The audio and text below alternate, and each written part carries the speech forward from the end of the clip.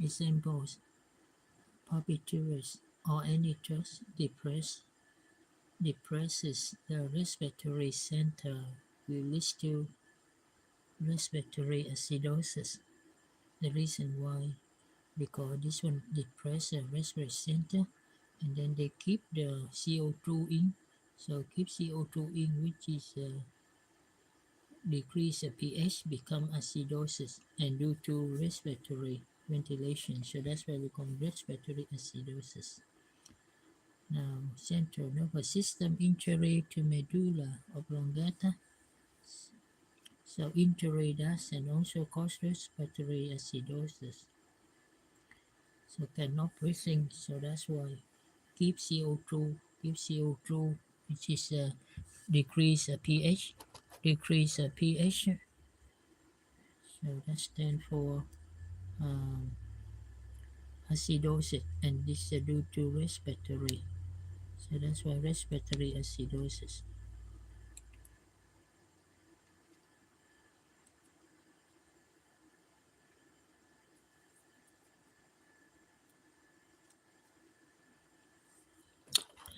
Okay, so anxiety, so make the breathing more, which is uh, get rid of the CO2, get rid of CO2, pH increase, which is alkalosis due to respiratory.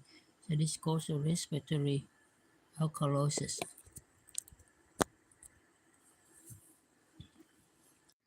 So anxiety, most common respiratory alkalosis. Okay, when you take the test, sometimes you feel strange and get numb and tingling.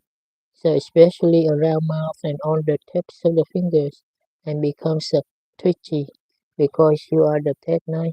So it's all caused by being alkalotic and ionizing calcium level gets lower, and you really are getting tetany.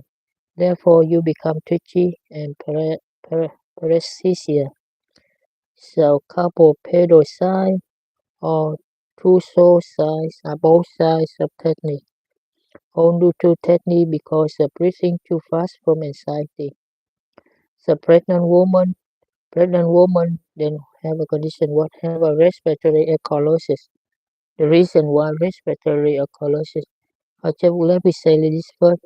Pregnant woman so have estrogen and progesterone overstimulate overstimulate then overstimulate respiratory center. So if like that they get rid of the CO2 more. So that's why low CO2, which is increase the pH increase. So that's alkalosis. So this is a cause respiratory alkalosis due to increase of estrogen and progesterone, stimulating more respiratory center. So located in the lungs by the angiomas due to AV fistulas related to the high estrogen. Therefore, clear more CO2 per breath than the normal woman. A loss of something occurring within lungs. These spider angiomas go away after deliver the baby. How about the endotoxins? Endotoxins overstimulate the system. So on patient in endotoxic shock, so which is get rid of the CO2, get rid of the CO2, so make the pH increase. It's alkalosis. This alkalosis due to ventilation, so that's why respiratory alkalosis. They are also in anaerobic metabolism, producing lactic acid, so therefore are all in metabolic acidosis as well. So in endotoxic shock, not only respiratory alkalosis, but also the opposite, which is metabolic um, acidosis due to they get into anaerobic metabolism. Metabolism, which is a metabolic, and anaerobic, which is acidic condition, because produce lactic acid. So when lactic acid increase, so that's the cause acidosis, and due to metabolism, so that's why cause metabolic acidosis due to increase lactic acid metabolizing. Therefore, endotoxic shock, so endotoxic respiratory alkalosis due to overstimulating. Okay, because due to the toxin, so make the patient uh, uh, exhalation more, get rid of CO2 more. So that's why cause alkalosis, respiratory alkalosis, and also due to increased lactic acid, it's a metabolite. So that's a metabolic uh, acidosis. So deal with the normal pH. How about salicylic overdose, aspirin overdose? Aspirin overdose is acidosis and metabolic. So this is a metabolic acidosis. Overstimulate respiratory center, but not simply like that. Oh, so because overdose of aspirin, overdose of salicylic acid, so they overstimulate of the respiratory center, the medulla oblongata. Okay, so because the reason, so they get rid of the CO2, the pH increase, they cause alkalosis, alkalosis, respiratory alkalosis, but also because salicylic acid, so it's acidic nature, so that's hence they got acidosis, and this one due to metabolize, so that's why called metabolic acidosis. So and pH will be normal. The reason this compensate, right? So because they balance it out. So tinnitus in salicylic overdose also mix the disorder. So keep in mind salicylic acidosis, and we know this acidosis, metabolic acidosis, but the patient try to because this overdose they stimulate the respiratory center, so get rid of the CO2, so they become the pH increase alkalosis, respiratory alkalosis as well. So that's why pH become normal. Oh, it's a mixed disorder. Now 6 years old child with inspiratory stridor do lateral X-ray and see thumbprint sign. So with the swollen epiglottitis, the diagnosis is acute epiglottitis due to Haemophilus influenza. So vaccination has decreased incidence, hence you don't see uh, any side symptoms of Haemophilus influenza. You don't see that's Haemophilus meningitis because vaccination. So the most common meningitis 1 month to 18 years old. That's a necessary meningitis. It's not Haemophilus influenza anymore. Oh, okay. So due to the vaccination, so 3 month old have a group. This is a laryngeal tracheal bronchitis disease due to para-influenza virus. Want to do the lateral X-ray and see the stipple size. Where is the obstruction in group trachea? Patient shoving food in their mouth, cafe coronary, Heimlich maneuver if they can talk, leave alone and let them cough it out. So diaphragm innervated by the phrenic nerve. So for example, percussion palsy. Let's say we read this again.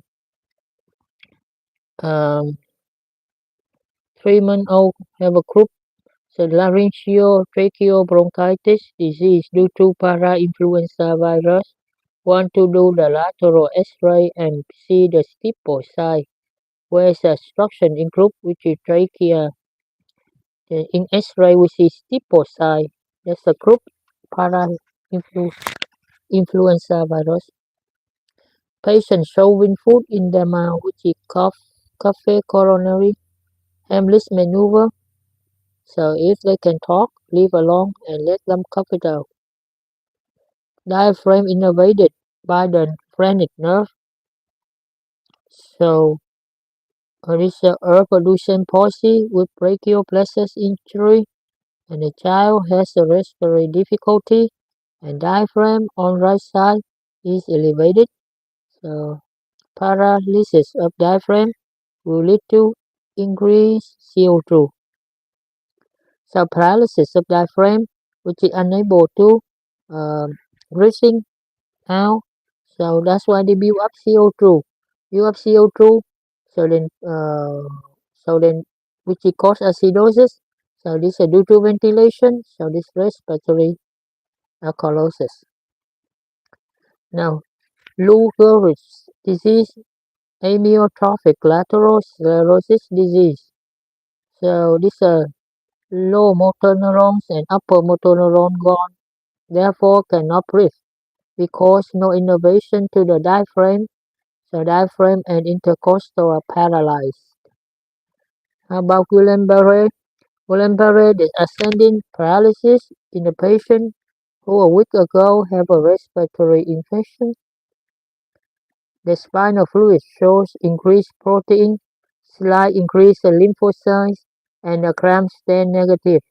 Diagnosis Guillain-Barré demyelinating disease. Spinal fluid show increased protein, slight increased lymphocytes, and cramp stain negative. So diagnosis Guillain-Barré demyelinating disease. Ascending paralysis in a patient who quick ago had a respiratory infection. The spinal fluid showing increased protein. Okay. Now polio destroys lower motor neurons and eventually upper motor neurons. Therefore, anything that paralyzes muscle of respiratories will lead to respiratory acidosis. So this is due to polio destroy lower motor neuron and eventually upper motor neuron. So the paralyzed muscle respiratory so unable to exhale CO2. So the CO2 build up, so which decrease pH. pH reduce, which is acidosis, and this is respiratory acidosis. Lungs obstructive and restrictive lung disease. Obstructive lung disease problem getting air out, right? Obstructive, okay. OPCD, obstructive, obstructive, which is obstruction. So that's why. So the problem getting air out, so which is they trap the CO2 in. CO2 in cause acidosis, so cause the respiratory acidosis. This is the opposite with the restrictive lung disease. Restricted lung disease, which is unable to get air in, but still able to get air out. So unable to get air in, so which is short oxygen, they stimulate, so they make our breathing more, so that they get it of the CO2 out. CO2 reduce, so that's why increase the pH, which is alkalosis, so cause a respiratory alkalosis. Okay. Now Casson's disease. So Casson's disease, underwater for every 30 feet increase the 1 atmosphere, so 700 millimeter mercury at level, but 30 feet lower it will be 2 atm. Okay, atmospheric. So every 30 feet increase 1. So but 30 feet lower then will be 2. And reverse is 2 when you go a high altitude. For example, at top of the mountain Everest, the atmospheric pressure is at 200 atm. So still breathing 21% oxygen, breathing the same, but atmospheric pressure is different depending on where you are. Formula for calculation: alveolar oxygen equals 0.21 times atmospheric pressure minus PCO2 divided zero point 0.8. High altitude 0.21 times 200 minus 40 millimeter hemoglobin divided 0.8, so equal to millimeter mercury of air in alveoli. Therefore, we have to hyperventilate at high altitudes because a lower PCO2 equals increased PO2. You have to hyperventilate otherwise you die. However, when you go under, the atmosphere pressure increases and the nitrogen gas is dissolved in your tissue, leading to increase in pressure when you go under. For example, 60 feet below, want to get up fast, like a shaking a soda bottle. As you ascend, the gas comes out of fat in bubbles. The bubbles get into the tissue and blood vessels. This is called disbanding, leads to pain and quadriplegia, which is paralysis of the four limbs, loss of bladder control. Treatment: hyperbaric oxygen chamber. So people mà diving, diving too deep down in the ocean, so they have a side symptom like this. The reason because 60 feet below, something like that, have a this, so they have some kind of a problem like that, you know. So if mà we don't manage correctly in patient, could cause a patient life threatening. So treatment which he put in hyperbaric oxygen chamber. So talk about chapter 4 nutrition. Eating disorders including obesity, uh, anorexia, bulimia.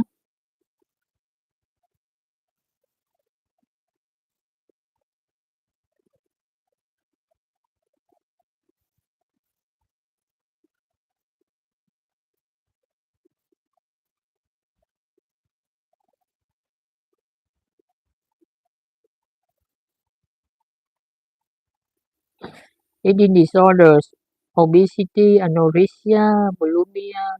Difference between anorexia and bulimia. Anorexia, which is distorted body image. Women with anorexia can have a distorted image control issue. They have lost control of everything in their life, and the only thing that they can control over is what they put in their mouth. With the decrease of body fat and weight, so GnRH decreases, therefore FSH and LH also decrease, leading to low of estrogen as a result. So amenorrhea occurs and predisposes to osteoporosis, as if patient is postmenopausal. Anorexic people will eventually develop osteoporosis. Treatment: convince person to gain enough weight to bring period back, not birth control. So, first step in management of HP and diabetes, which is weight loss. As you lose adipose, you upregulate insulin resistance. In anorexia, usually die to cardiac disease, heart failure, heart just stops. Now, anorexia distorted body image. Women with anorexia can have a distorted image. So control issue. They have a lost control of everything in their life. And the only thing that they can control over is what they put in their mouth, which decrease the body fat and weight. So GnRH decreases, therefore FSH and LH also decreases, leading to low estrogen. As a result, amenorrhea occurs and predisposes to osteoporosis, as if patient is postmenopausal. Anorexic people will eventually develop osteoporosis. Treatment: convince person to gain enough weight to bring period back, not birth control. Okay. First step in management of HP Diabetes, which is weight loss. As you lose adiposis, you upregulate insulin resistance. In anorexia, usually die to cardiac disease, heart failure, heart just stops. Bulimia nervosa, metabolic alkalosis. Alkalosis, which is um, this a metabolic, so the bicarbonate. So the bicarbonate which is increased and due to metabolize metabolic alkalosis. So it's not a body image problem. They can be obese, normal or thin, no weight issue. However, they binge, which eat a lot. So that's why they call it binging. This they eat a lot. They can be obese, normal or thin. Not necessarily when they eat a lot and they obese. Okay, depend on what kind of food and metabolize in their body as well. So they can obese, normal or thin, no weight issue. However, they binge, eat a lot, then force themselves to vomit. That's problem. Put in mouth and then they don't want to vomit now. Picture on board from vomiting wear down animal on teeth because acidic. So brownish stuff seen on teeth is just dentin erosions seen on teeth. So metabolic alkalosis from forced vomiting will be seen. So metabolic alkalosis is bad because there is a left shift curve and the compensation is respiratory acidosis. So this metabolic alkalosis from forced vomiting will be seen. So they don't explain why this alkalosis. We know metabolic, but why alkalosis? Why increased bicarbonate? But then after that compensation, of course, they do opposite, which is respiratory acidosis. So acidosis, which is increased CO2 on the respiratory. So because in the CO2, then we drop PO2. Therefore, we'll get hypoxia. So drop PO2, which is get hypoxia. So with the metabolic alkalosis, and the heart do not like that, right? Because hypoxia, the heart do not like that. The heart already will low oxygen, will get PVC, premature ventricular contractions, RRT phenomenon, then VFib, then death. Therefore, metabolic alkalosis is very dangerous in inducing cardiac arrhythmias, and this commonly occurs in. Therefore, metabolic alkalosis is very dangerous in inducing cardiac arrhythmias.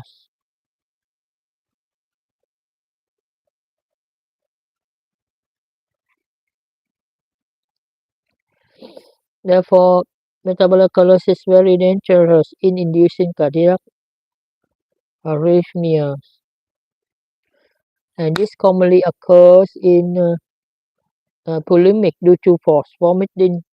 Patient can also vomit out blood, so Merrill Weiss syndrome, tear in distal esophagus and proximal stomach. Patient with bulimia, the taste look very bad like that. Talk about Borhave syndrome, Borhave, Borhave, something like that syndrome, which is worse. In the syndrome, there is a rupture and air and secretion from the esophagus get into the pleural cavity. The air will dissect through subcutaneous tissue, come around the anterior mediastinum, which leads to Hemiman's crunch. Observe when doctor looks at patient chest, puts the stethoscope down, and you hear it crunch. The crunch is air that has dissected through tissue up into the mediastinum, indicating that the rupture occurred in the esophagus. This is not a common thing in bulimics. So there are two things important in bulimics: metabolic alkalosis from vomiting, which can induce arrhythmias. Number two, which is Bohe syndrome. Bohe syndrome, which is the worst. In the syndrome, there is rupture and, and secretion from esophagus get into the pleural cavity while the air will access through subcutaneous tissue come around anterior mediastinum, which leads to crunch. The Hemingman's crunch. Observe when doctor looks at the patient's chest, put the stethoscope down and you hear crunch. The crunch is the air that has dissected through the interstitial tissue up into the mediastinum, indicating that the rupture occurs in esophagus. This is another common thing in polemics. So there are two things important in polemics: metabolic alkalosis and from vomiting, which can induce arrhythmias, Bohe syndrome. Now, obesity with obesity using the different method: BMI, kilograms in body weight, meter in body, and height square, something like that. If your BMI is 30 or greater, you are obese. If your BMI is 40 or greater, you are morbidly obese. Main complication of obesity, which is hypertension. With hypertension leads to left ventricle hypertrophy and potentially heart failure. Most common cause death in hypertension, cardiac disease. Other complications of obesity include gallbladder disease, cancers with a loss of adipose, you aromatize many 17 ketosteroids like androstenedione into estrogens.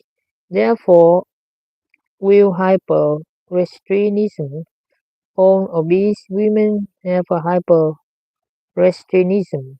You are at risk for estrogen-related cancers, for example, breast cancer, endometrial carcinoma, colon cancer. So with the obesity, then leads to hypertension. With hypertension, eventually lead to left ventricular hypertrophy. Okay, so that's why treatment hypertension very important. Prevent left ventricular hypertrophy because left ventricular hypertrophy potential heart failure. Most common cause of that hypertension is cardiac disease. So other complications of obesity including gallbladder disease or cancer with the loss of adipose. You aromatize many 17 ketosteroids like androstenedione into estrogens. Therefore, will hyperestrenism. On obese women have a hyperestrenism. You are at risk of estrogen-related cancers, breast cancer, endometrial carcinoma, colon cancer.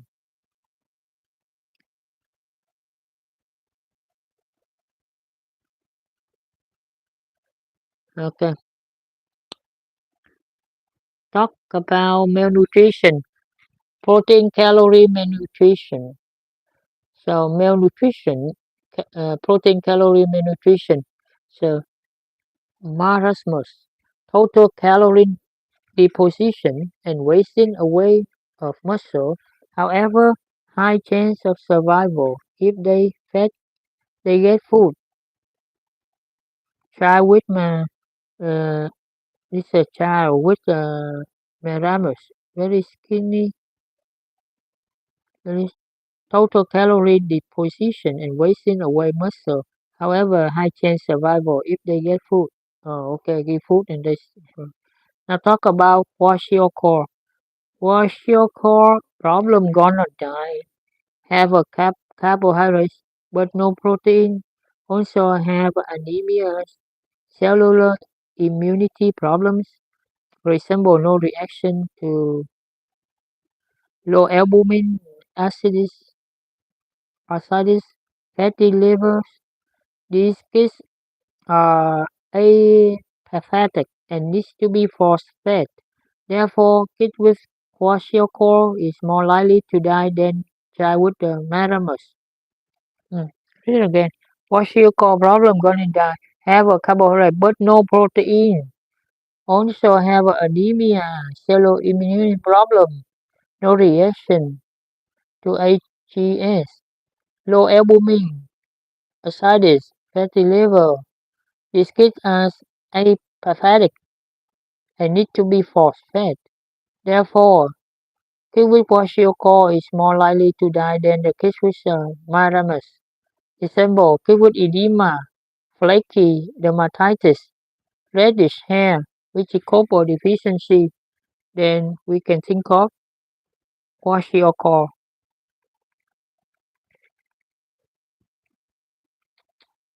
So we kwashiorkor. Sorry about that.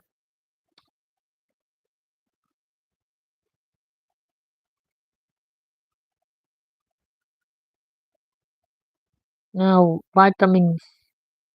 What's the one? Two, which is malnutrition. One, which is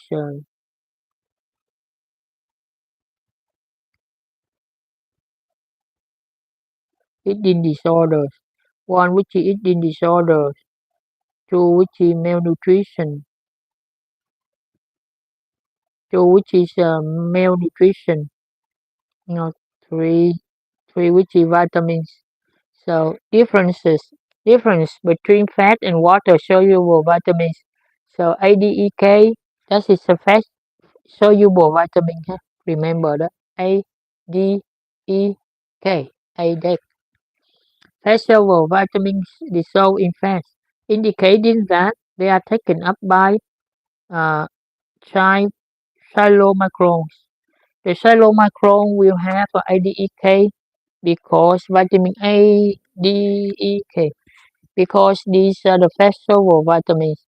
Fat soluble are more likely to be stored in fat, so the toxicity is much greater because if it is water soluble, we just pee it out. Most common cause bright yellow urine in vitamins. So fat soluble vitamins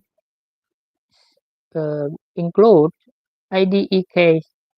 Fat soluble are more likely to be stored in fat, so the toxicity is much greater. Keep in mind that. So because if it is water soluble, so we just go have pee out. So most common bright yellow urine which is pee out, which is vitamins. Uh, so water soluble vitamins, which is the other vitamins except IDEK. So water soluble vitamins, which are own cofactors for biochemical reaction. Alright.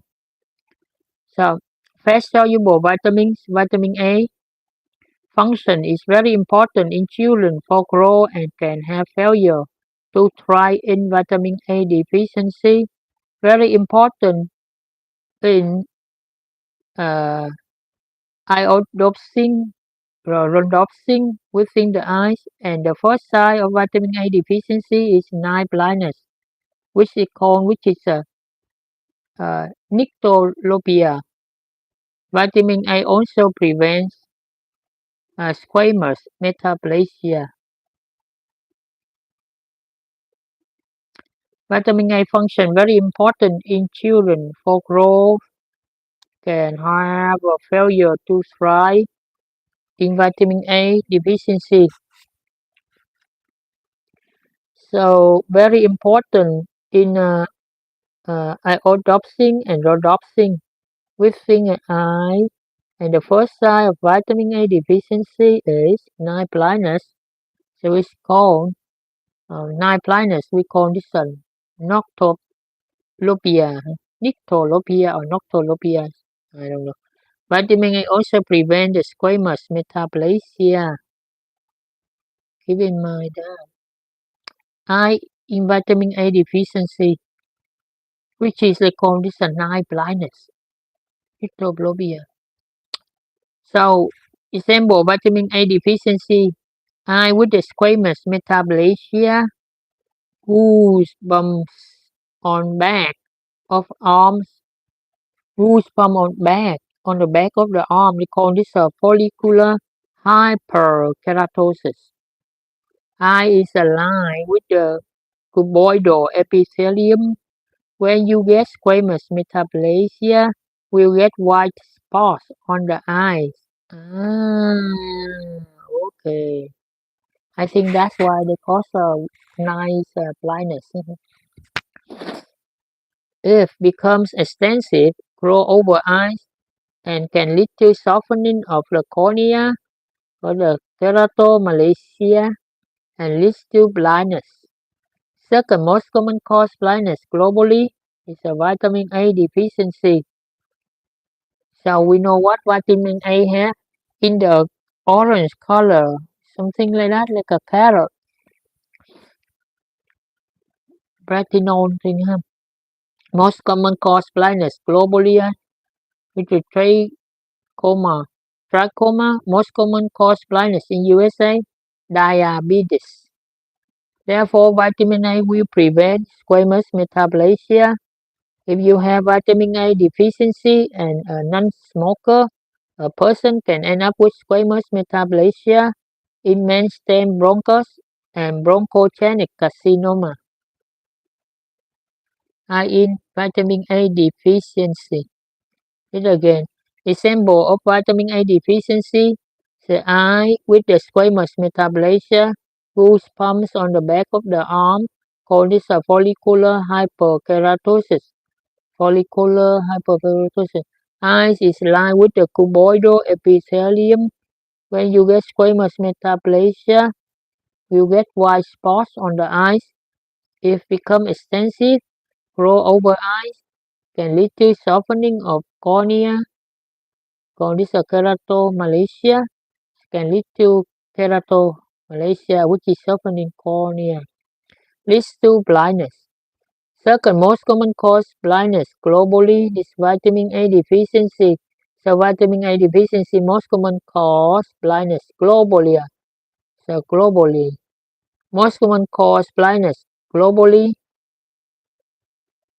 is trachoma. But second most common cause blindness globally, that's a vitamin A deficiency. But now how about most common cause blindness in USA? That's diabetes. Therefore, vitamin A will prevent squamous metaplasia. If you have vitamin A deficiency and a non-smoker, a person can end up with squamous metaplasia, immense stem bronchus, and bronchogenic carcinoma. So vitamin I in vitamin A deficiency, this we see this keratomalacia, which is and also we saw this white spot they cover on the eyes, extensive, grow over the eyes. This is softening the cornea, keratomalacia. Now, how about toxicity of vitamin A? Called the hypervitaminosis, big game hunter that eats bear liver. When they eat bear liver and has headaches, too much vitamin A. Eat too much vitamin A, they cause alopecia, which is hairy loss, right? Lost hair, isn't it? Ever read further? So if a hunter, they likely to eat the liver of the bear. There's too much.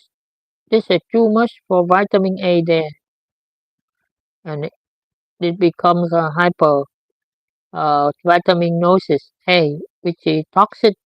You know, toxicity vitamin A, high A. Increased vitamin A cause a cerebral edema. Also, that's the reason why cause headache. Also get papilloedema, which causes headache. Can also lead to herniation and death. So Increased vitamin A cause cerebral edema. That's why causes that also get papilloedema, which is causes that can also get herniation of the brain as well. Huh?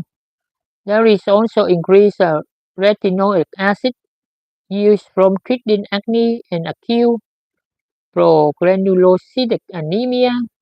The retinol acid toxicity can lead to severe liver toxicity. Therefore, hypervitaminosis of vitamin A affects two areas: cerebral edema, number one, number two, this is liver. Liver toxicity. The reason retinol acid toxicity can lead to severe liver toxicity. Oh wow. Example, if have young lady patient on retinoic acid for acne, they use a lot of that for acne. Need to check liver enzymes and ask for headaches. Can be developing papillon edema or cerebral edema related to vitamin A toxicity. Massive amount of vitamin A in bare livers and hunter dies from massive headaches or liver failure. Patients with vitamin A deficiency, they have a goosebump appearance in the back of the arms. Oh, that's tell us it's a vitamin A deficiency. Okay, ready for that. How many minutes left? 43, 45. Now, vitamin D, very important. So, most common source vitamin D from sunlight. Cholesterol is the main component of our cell membranes. So, to keep in mind, recently they just say this high cholesterol, and make the patient, make the people very afraid. But remember, cholesterol very, very important for our cells membrane because that's a main component of our cell membrane. Starting points for making bile salts and bile acids. First, compounds that starts the synthesis of steroid hormones in the adrenal cortex, and the second, dehydrocholesterol in the skin is photoconverted to vitamin D. Therefore, we need cholesterol, makes bile salts, hormones, cell membranes, and vitamin D. See? So, cholesterol very important, which is for cell membrane, for make the hormone, for bile salts, and especially for vitamin D. So, 7 dehydrocholesterol in the skin is photoconverted to vitamin D. Remember that. The source, sun is the most important source of vitamin D. Take baby out to expose the sunlight. No vitamin D or vitamin K in breast milk, therefore must be supplemented. No vitamin D, no K in breast milk. Oh, breast milk know that, huh? So that's why I need to let the children take a sunbathe. So therefore must be supplemented. Exposed to sun for vitamin D. Synthesis of vitamin D reabsorbed in the jejunum undergoes two hydroxylation steps. First is in the liver, where it is 25 hydroxylated, and the second is in the kidney and is 1 alpha hydroxylase. What hormone push 1 alpha hydroxylase in the proximal tubules? PTH. PTH is responsible for synthesis of the 1 alpha hydroxylase and is synthesized in the proximal tubules. So ACE is from the endothelial cells of the pulmonary capillaries. EPO, so erythropoietin is from endothelial cells of polytubular capillary. 1 alpha hydroxylase is the second hydroxylation step, and now it is active. The first was in kidney. So vitamin D function reabsorb calcium and phosphorus from the jejunum.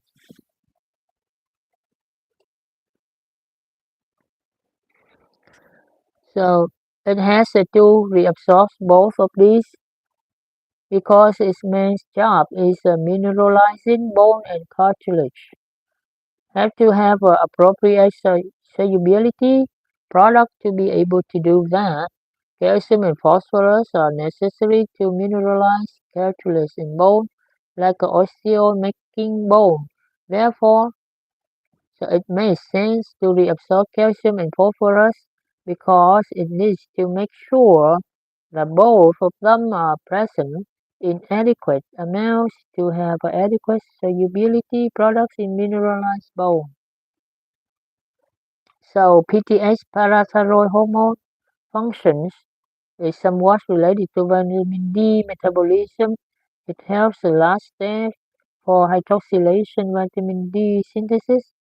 PTH will lead to reabsorption of calcium in early distal tubule. This is also where sodium is reabsorbed, and thiazide block this channel. At that location, there is calcium channel. PTH helps the absorption of the calcium in this location. Calcium has to take turns with sodium. Usually more sodium reabsorbs. Therefore, calcium has to sneak through channel. Will help the PTH. Therefore, with thiazide, sodium is blocked, leaving the calcium channel completely open, and thiazide will lead to hypercalcemia. Therefore, used in the calcium stone formers. Most of stone formers have hypercalciuria. This patient has too much calcium in their urine when they are on thiazide. The drugs take calcium out of the urine so they do not form stones. PTH will decrease reabsorption of phosphorus in proximal tubules and decrease the reaccumulation of bicarbonate too. Vitamin D and PTH and how they work together. Vitamin D main function is mineralize bone and osteoblasts. Bone builders are involved with this process. Therefore, the receptor for vitamin D is located on the osteoblast. When vitamin D hooks into the receptor, it causes a release alkaline phosphatase. So when you are growing bone and the healing of the fracture, you expect to see increased alkaline phosphatase, which makes the appropriate solubility products to mineralizing cartilage and bone. Knowing the PTH breaks down bone, maintains calcium levels in the bloodstream, you would think that its receptor would be on the osteoclast. Cell normally breaks bone down. However, only one hormone has a receptor on osteoclast, and that is calcitonin. Well, calcitonin hooks into osteoclast receptor. It inhibits the osteoclast. Therefore, it used to treat hypocalcemia.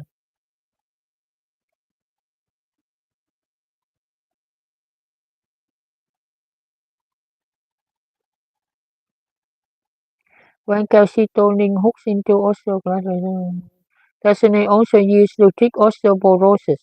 Receptor BTS is on osteoblast, but not sharing the same one as the vitamin D. When PTH hooks onto osteoblast, it releases interleukin-1, hot T-bone steak. Interleukin-1, remember that mnemonic? Another name for interleukin-1 is osteoclast activating factors. Other functions of interleukin-1 are also involved in fever stimulus, antibody synthesis, and B-cell stimulation.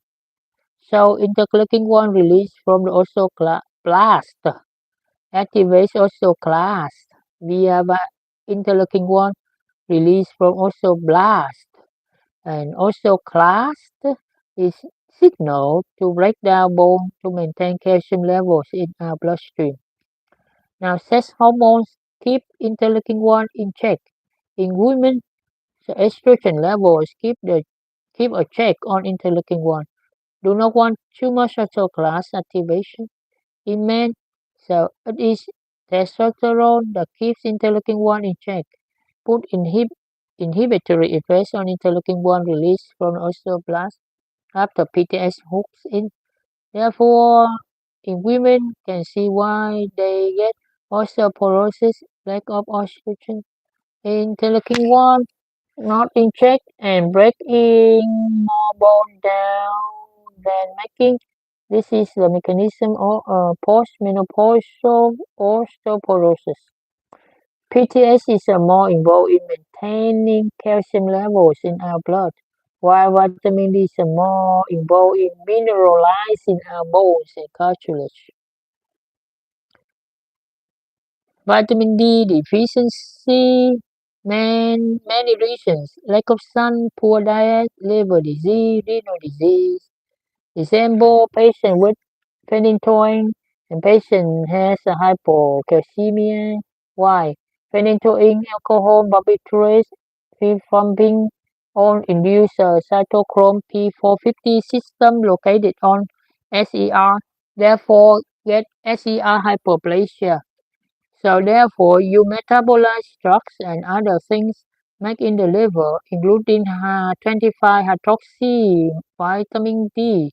Therefore, anything that um, rev up the P450 enzymes will cause decrease in vitamin D. This deficiency. Other drugs being taken. Example, woman in birth control pills and taking phenytoin. She got pregnant. Why? The phenytoin rev up a P450 system, which increase the metabolism estrogen progesterone in the birth control pills. Therefore, not enough level to prevent pregnancy. Oh. Example, what is the enzyme in SER increases when the P450 is revved up? Gamma glutamyl transferase (GGT) enzyme of SE are smooth. This is smooth. So look at the alcoholics. Example, most common cause chronic renal disease in USA, diabetes mellitus, tubular damage, show no 1-alpha hydroxylase, therefore inactive vitamin D. Therefore, patients with chronic renal failures put on 125 vitamin D. Wow, talk a lot of vitamin D, ladies. Vitamin D very important. Example, if someone gets over-the-counter vitamin D, what steps does it go through to become metabolically active? It is 25 hydroxylated in liver and 1-alpha hydroxylated in your kidney. It is not 125 vitamin D. This is prescription drug and extremely dangerous. Many people have a misconception that vitamin D is already working. It's not the case. Patient must have a functioning liver and kidney. Deep. With vitamin D deficiency in rickets, vitamin D deficiency in adults, osteomalacia is soft bone. If you cannot mineralize bone, you cannot mineralize cartilage, and they will both soft. Therefore, pathologic fractures are common. So kids have a few things that are different in rickets. Craniopathies, soft skulls can actually press in and will recoil. They can also get rickety rosaries because the osteoid is located in costal control junction and because there are vitamin D deficiency, there is a loss of normal osteoid waiting to be mineralized but not appropriate calcium, phosphorus, solubility product will have excess osteoid with little bump, which is called rickety rosary, not seen in adults because they get infused. So two things you see in kids and not adults. Number one, craniopathies. Number two, rickety rosaries. So this rest is the same. With pathologic fractures being the main problem. child with rickets. Now, toxicity, hypervitaminosis, vitamin D, which is hypercalcemia, therefore risk of having tumor stone in the urine. And stone is the most common cause complication. Type 1 rickets, which is missing the 1-alpha hydroxylase. Type 2 rickets, missing the receptor for vitamin D. Okay.